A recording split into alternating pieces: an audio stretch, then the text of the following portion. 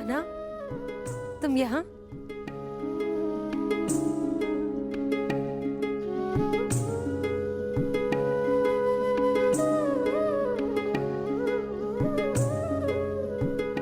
सोचा कि अपनी बुआ को बता दूं कि भूखे पेट शयन करने से बुरे स्वप्न आते हैं।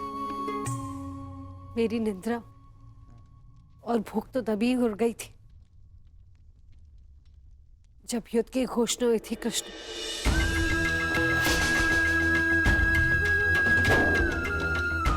जिस माता के पुत्रों का जीवन दांव पे लगा हो,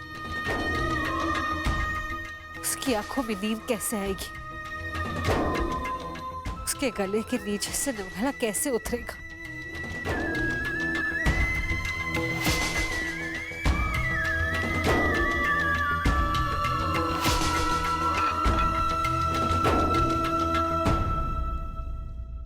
बुआ, बैठो। मैं तो यहाँ इसलिए आया था कि अपनी बुआ के साथ भोजन का आनंद उठा सकूं, परंतु मेरी बुआ इतनी व्याकुल, इतनी निराश है। यदि आपको मुझ पर विश्वास है कि मैं आपके पुत्रों की रक्षा करने में सक्षम हूं, तो क्या आप फिर भी भोजन नहीं करेंगी? तुम्हारी बात कोई चाह के भी कैसे टाल सकता है? तो फिर पहले आप भोजन कीजिए।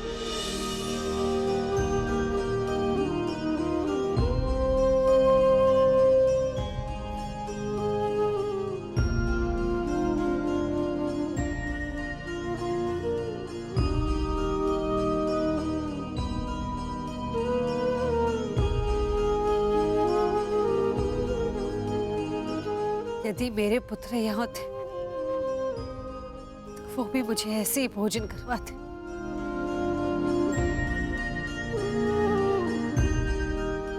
धन्यवाद कृष्ण, जो तुम यहाँ पर आकर मेरे पुत्रों के स्थान पर खड़े हुए और प्रकृति विकट परिस्थिति में मेरे पुत्रों का मार्गदर्शन करने के लिए।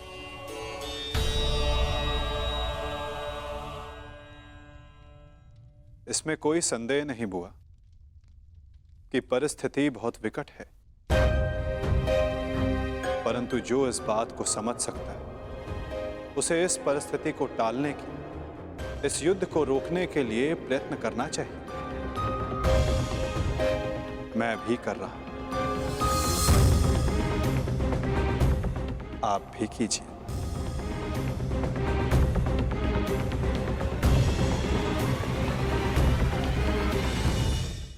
मैं समझी नहीं, मैं क्या कर सकती हूँ?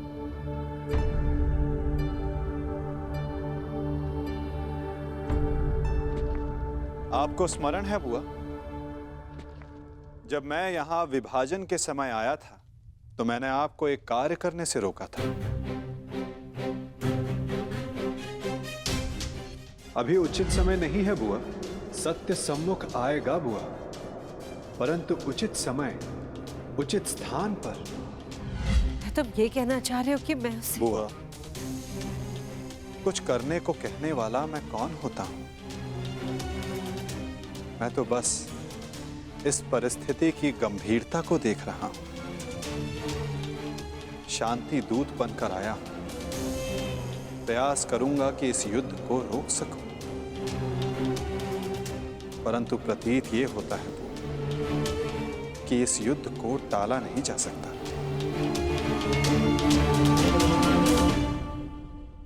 मुझे भी उसी दिन का भय है कृष्ण,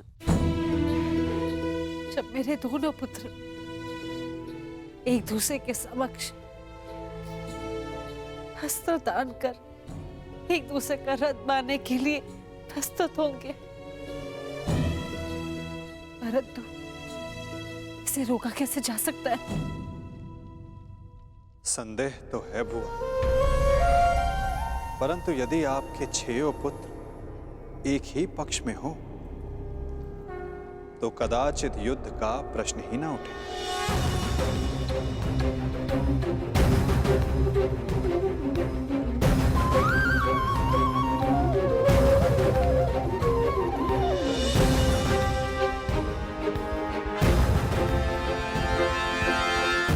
मैं वो करने जा रहा हूं जो मेरा कर्तव्य है।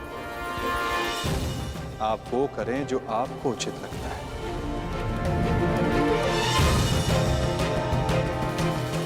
आज्ञा दें। प्रणिपात।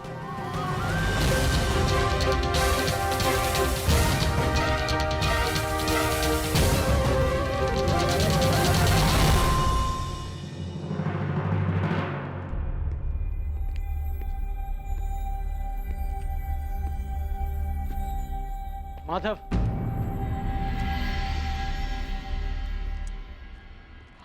मित्र,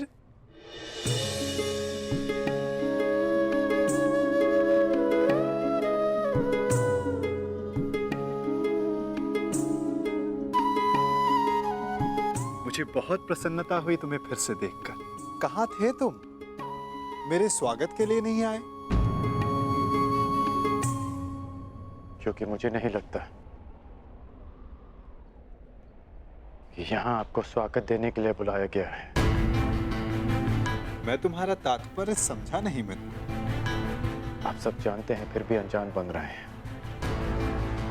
आप गांधार नरेश को मुझसे अधिक समझते हैं। ये स्वागत प्रारंभ है, इसके बाद अपमान होगा और हो सकता है कि कोई जाल भी रचा हो। यदि जाल होगा तो मुझे पूर्ण विश्वास है कि मेरा धनुर्धारी मित्र उस जाल को अपने बाणों से काट देगा।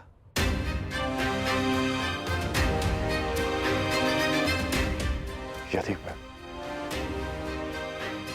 ऐसा नहीं कर पाया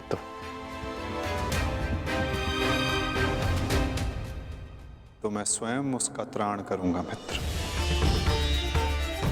हाँ, आप हम सबसे भिन्न हैं,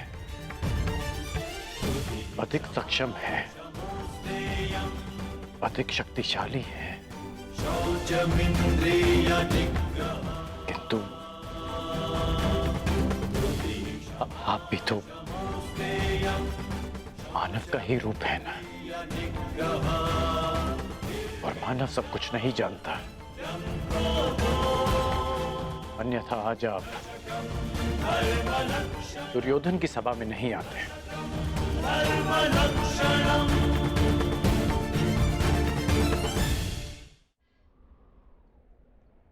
तुमने सत्य कहा मित्र। मानव सब कुछ कहाँ जानता है?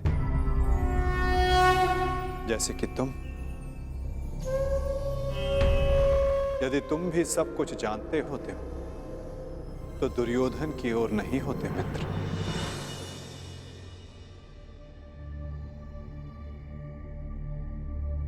वासुदेव, बात को समझने का प्रयास कीजिए। मैं भावी संकट की बात कर रहा हूं।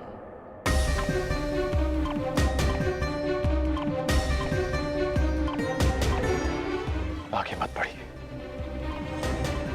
रुक जाइए वासुदेव।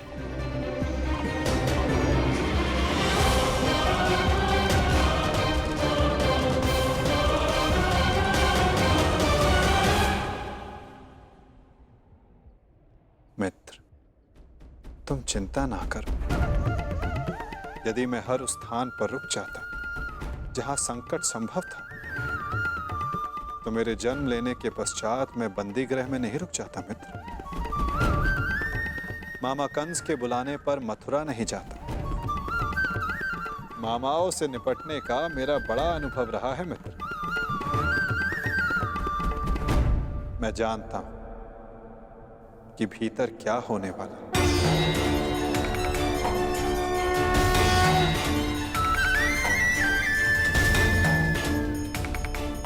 फिर भी आप जा रहे हैं? हाँ मित्र, मैं इसलिए नहीं जा रहा कि ये मेरी इच्छा है। मैं इसलिए जा रहा हूं कि वहां राज्यसभा में जो होगा उसके लिए वहां मेरा होना आवश्यक है। परंतु महत्वपूर्ण प्रश्न ये है मित्र कि मैं ऐसा कर क्यों रहा हूं। इस सभा के पश्चात मुझसे मिलना कदाचित मैं भी तुमसे यही प्रश्न कर बैठूं। मैं यहां केवल हस्तिनापुर की सभा को संबोधित करने नहीं आया, मैं यहां तुमसे भी मिलने आया हूं मित्र।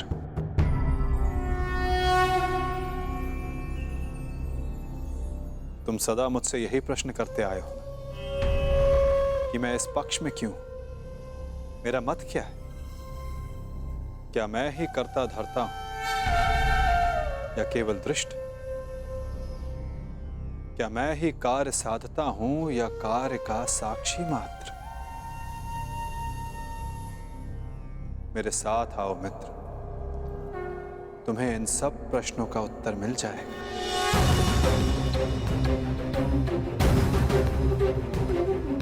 मैं इस सृष्टि का साक्षी, आज तुम मेरे साक्षी बनो मित्र।